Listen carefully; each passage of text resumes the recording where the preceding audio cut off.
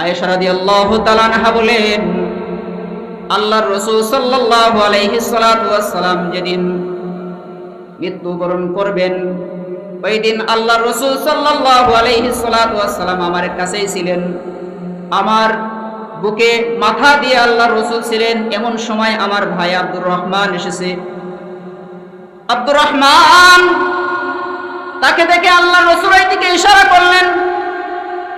আমি তাকাইলাম, দেখলাম আমার ভাইয়ের হাতে একটা মিসওয়াক আছে, একটা লাঠি আছে, কাঁচা ডাল আছে। আমি চিন্তা করলাম হয়তো আল্লাহর রাসূল সাল্লাল্লাহু আলাইহি সাল্লাতু ওয়াসসালাম ওই ডালটার দিকে ইশারা করতেছেন। আমি আমার ভাই আব্দুর রহমান থেকে মিসওয়াকটা নিয়ে সুন্দর করে চিবিয়ে আল্লাহর রাসূল সাল্লাল্লাহু আলাইহি সাল্লাতু ওয়াসসালামকে মিসওয়াক করিয়ে দিলাম।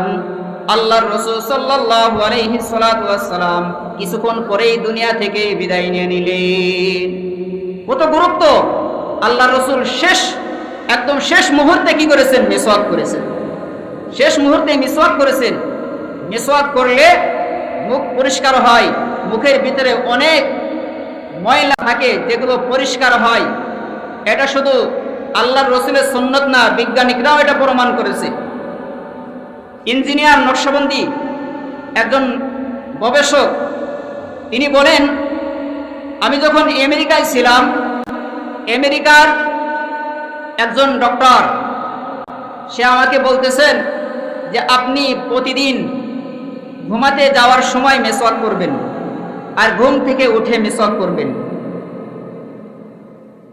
তো উনি বলতেছেন, আমি তাকে জিজ্ঞাসা করলাম, কেন, এর উপকার কি?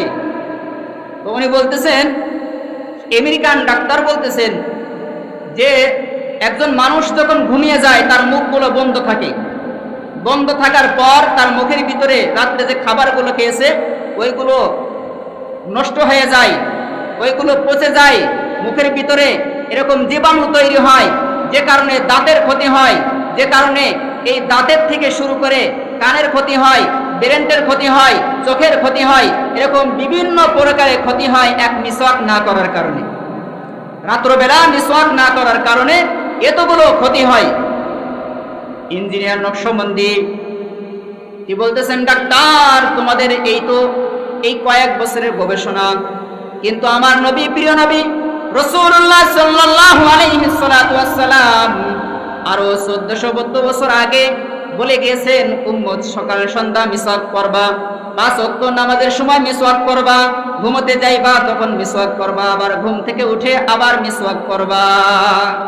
তোমরা এখন গবেষণা করতেছো, তোমাদের গবেষণা আজকের গবেষণা, আর আমার রাসূল সাল্লাল্লাহু আলাইহি ওয়াসাল্লাম যেটা 1400 বছর আগে বলে গেছে, তোমরা সেটা এখন প্রমাণ করতেছো।